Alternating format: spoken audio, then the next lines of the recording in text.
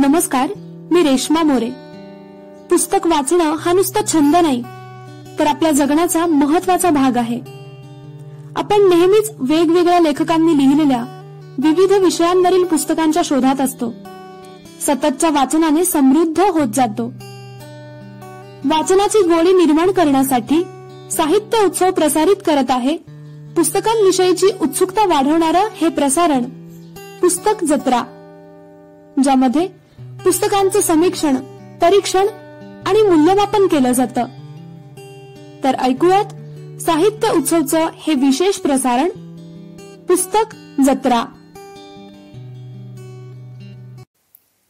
साहित्य उत्सवच्या सर्व साहित्यप्रेमींना हरीश मुन्नेचा नमस्कार. मित्र हो, आज मी आपल्या या जत्रेमध्ये आणखी एक पुस्तक आपल्यासाठी घेऊन आलो आहे. पुस्तकाचं नाव आहे परत्या. परत्या हा एक छोटासा कथासंग्रह आहे, पण अत्यंत महत्त्वाचा असा मला वाटतो. लेखक उत्तम कांबळे आणि हा कथासंग्रह अतिउत्तम आहे.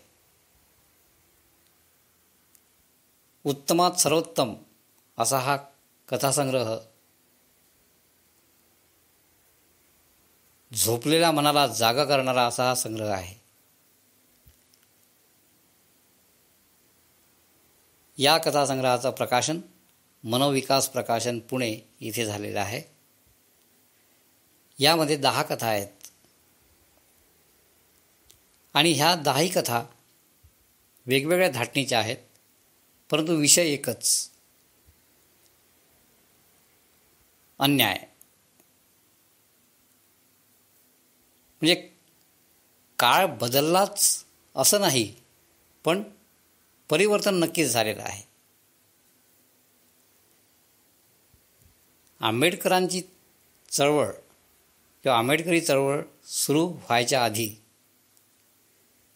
जी परिस्थिती या भारतीय समाजामध्ये होती, त्यात आमूलाग्र असा जरी बदल झाला नसला तरी बदल मात्र नक्कीच झालेला आहे. आणि यात ज्या कथा दिल्या गेल्या आहेत ह्या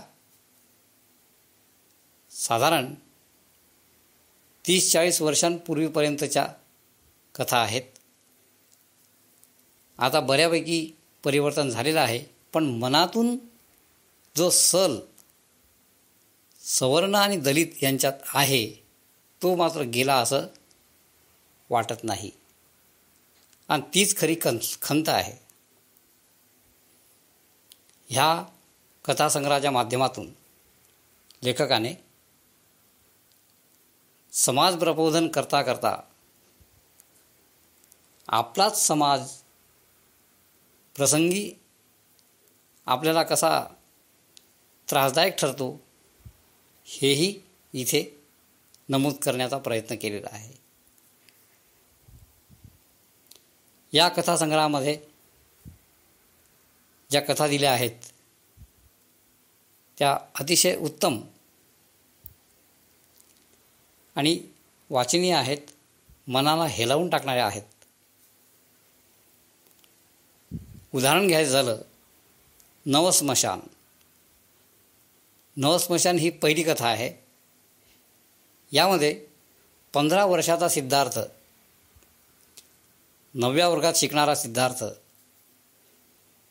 दिवाळीच्या सुट्टीत आईवडिलांच्या संसाराला हातभार लावावा म्हणून कामाला जातो. असाच एकदा विटांच्या ट्रॅक्टरवर गेला असताना विटांचा ट्रॅक्टर पलटी झाला आणि त्यातच सिद्धार्थ त्या ट्रॉलीखाली दाबला गेला, चिरडला गेला. त्याचा मृत्यू झाला. मंत्र्यांचा तालुक्याला कार्यक्रम असल्यामुळे 2 दिवस पोलीसच आले नाहीत आणि ती ट्रॉली पोलिसांशिवाय दुसरं कोणी तिला हात लावणार नाही, ज्याची ती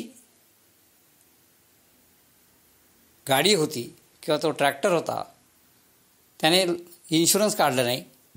ड्रायव्हर तो पाटलांचा भाऊ. शेवटी 2 दिवसांनंतर पोलीस आले. 2 दिवसांपर्यंत प्रेत त्या ट्रॅक्टरखाली आहे. मग क्रेन कोण आणणार? इथून सुरुवात. पुन्हा क्रेन बोलावली गेली. क्रेननी ती ट्रॉली सरळ केली गेली. प्रेत काढलं. हे प्रेत पाटलाच्या बांधावरच पुरलं जाणार होतं. ती त्यावेळीची परंपरा होती.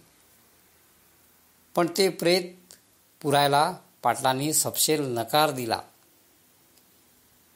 नकार दिला कशासाठी? तर ही मंडळी आपल्याला पोलीस स्टेशनमध्ये जाऊन आपली तक्रार करतील आणि भरपाई मागणार आहेत म्हणून. म्हणजे ज्यांचा मुलगा गेला त्याबद्दल पाटलाला काही वाटत नाही, पण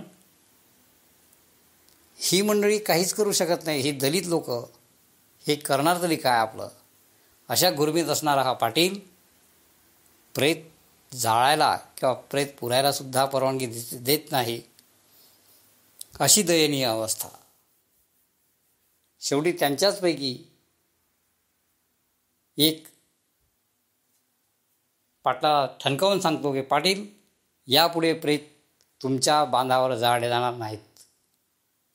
मी माझी जमीन देतो, तिथे आमचं स्मशान राहील आणि तुमच्या बांधावर जेवढे काही आमचे लोक जाळले गेले असतील किंवा पुरले गेले असतील त्यांची हाडंसुद्धा आम्ही इथून घेऊन जाऊ, पण तुम्हाला मात्र आम्ही सोडणार नाही. अशा प्रकारची ही कथा आहे. आणखी एक कथा याच्यामध्ये आहे, जातीचा मुकामार. जातीचा मुकामार या कथेमध्ये एका खेडेगावातून अतिउच्च पदावर पोहोचलेला एक कुरणे नावाचा एक अधिकारी. हा अधिकारी झाला आणि गावाचा कायापालट त्याने केला. देवीच्या मंदिराचा जीर्णोद्धार केला. तेव्हा मात्र लोकांना बरं वाटलं. पण हा दलित मुलगा जेव्हा देवीच्या जत्रेत रथाला हात लावतो तेव्हा मात्र त्याला बेदम मारहाण होते. अगदी बेहोश होतपर्यंत त्याला मारलं गेलं. आणि कारण काय? तर हा दलित आहे. याच्यामुळे देवीचा रथ बाटला. कुरणे हा अन्यायाविरुद्ध पेटून उठतो. तक्रार केली जाते. कलेक्टर सांगतात, आम्ही ही तुमची फाईल मंत्रालयात पाठवली आहे. मंत्रालयामध्ये गृहमंत्री, मुख्यमंत्री सांगतात की तुमचं म्हणणं बरोबर आहे, पण त्यासाठी आम्ही सध्या काहीही करू शकत नाही, पण जे काही होईल ते योग्य होईल. म्हणजे आश्वासनांच्या अक्षता वाटणं असा हा प्रकार. मंत्रिमंडळ बदललं, सरकार गेलं, नवीन सरकार आलं.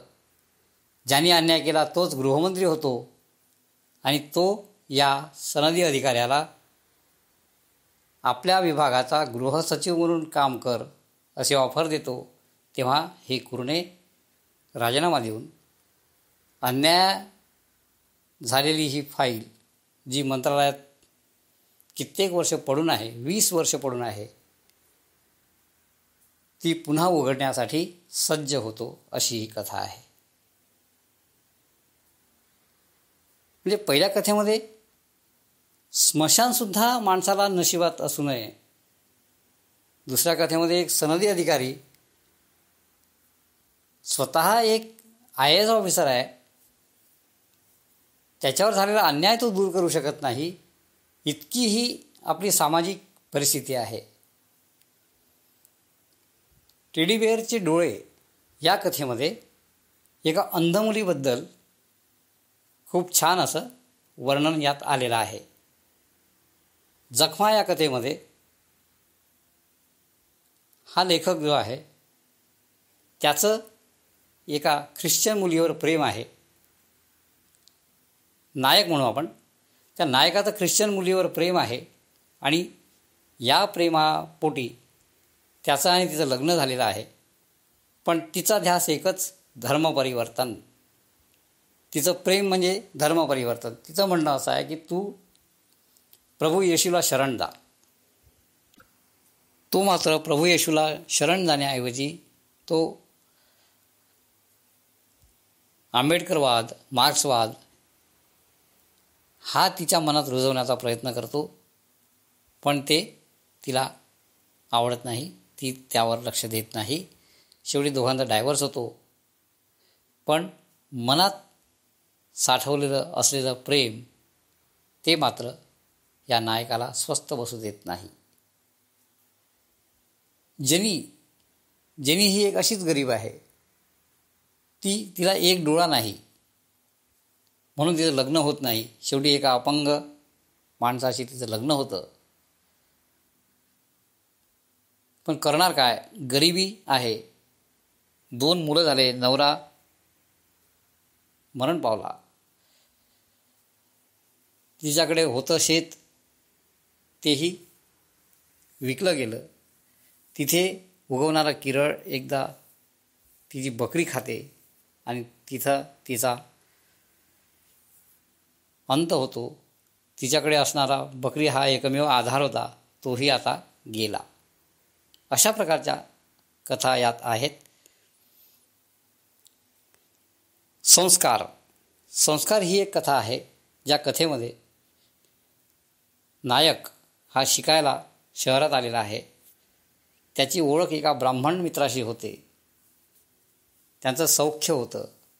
त्याची आई या खेडेगावातून आलेल्या एका दलित मुलाला आपल्या मुलाप्रमाणे मानते. त्याला अगदी जेवण कसं करावं तिथून त्याला सांगितलं जातं आणि तोही तितकाच त्या घरात समरस झालेला आहे. आईने दिलेले संस्कार हे किती महत्त्वाचे होते. त्या ब्राह्मण घरामध्ये मी गेलो, मला बरंच काही शिकायला मिळालं. आमच्याकडे ह्या सगळ्या गोष्टींची वाणवा होती असं तो म्हणतो. चोरी केल्यामुळे त्यांना झालेला पश्चाताप आणि त्यातून पुढे त्यांच्यात झालेलं परिवर्तन हे या कथेत आलेलं आहे. परत्या ही अशीच एक कथा आहे. या कथेमध्ये एक गरीब कुटुंबात धुरपी आता 15-16 वर्षाची झाली आहे. तिला 2 बहिणी आहेत. पण हिचं लग्न होईना. कारण गरिबी. हुंडा द्यायला पैसा कुठे. शेवटी एका मूकबधीर मुलाशी लग्न झालं. कालांतराने तोही पळून गेला. आता धुरपीने करावं काय. तर त्या मूकबधीर मुलाचा पुरुषाचा गर्भ तिच्या पोटात होता. जन्माला आली एक मुलगी. ती कशीबशी गुजराण करत असतानाच तिच्या नशिबात आणखी एक आला. तो त्या तिच्या मुलीवर बलात्कार करतो आणि पळून जातो. शेवटी ह्या दुसऱ्याचा जो गर्भ आहे त्यालाही ती जन्म देते आणि वेळ अशी आली की आता या मुलाचं करायचं काय. परिस्थिती सुधरत नाही.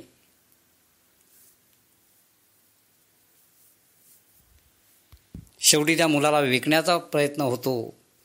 पण तेथील समाजसेविका त्या मुलाला परत आणतात आणि म्हणून त्या कथेचं नाव होतं परत्या. आणि ही या कथासंग्रहातील शेवटची कथा आहे. सर्वच कथा इथे घेणं शक्य नाही, पण खूपच छान पुस्तक आहे. आपल्या देशामध्ये जनावरांची पूजा आपण करतो, पक्ष्यांची पूजा करतो, प्राण्यांची पूजा करतो, पण माणसांशी कसं वागतो हेच या कथासंग्रहातून आपल्याला वाचायला मिळणार आहे. आणि हे सगळं असताना हेही ध्यानात घेण्यासारखी गोष्ट आहे की अन्याय झाला हे अगदीच खरं आहे, पण तो अन्याय कुरवाळत बसून चालणार नाही. तर आता आपल्याला आपल्या विकासाकडे लक्ष दिलं पाहिजे, असं माझं मत आहे. अन्याय झाला हे तितकंच खरं आहे. अन्याय करणारे दोषी होतेच. अन्याय सहन करणारा माणूस त्याच्या हातात जर काहीच नसेल तो काहीही करू शकत नाही, हेही तितकंच खरं आहे. समाजव्यवस्थेला पिळून टाकणारा हा कथासंग्रह वाचकांना नक्कीच पसंत पडेल अशी माझी खात्री आहे. धन्यवाद. दर्जेदार साहित्याचा आणि कलाकृतींचा आस्वाद घेण्यासाठी जॉईन करा साहित्य उत्सव व्हॉट्सॲप किंवा टेलिग्राम ग्रुप. जॉईन करण्यासाठी संपर्क करा 98 81 60 20 25 या क्रमांकावर. संपर्क क्रमांक पुन्हा एकदा 9881 60 2025. साहित्य उत्सव हे यूट्यूब चॅनल आजच सबस्क्राईब करा. साहित्य उत्सवच्या फेसबुक पेजला जरूर भेट द्या, कारण ज्ञान आणि मनोरंजन यांचं अतूट नातं म्हणजे साहित्य उत्सव.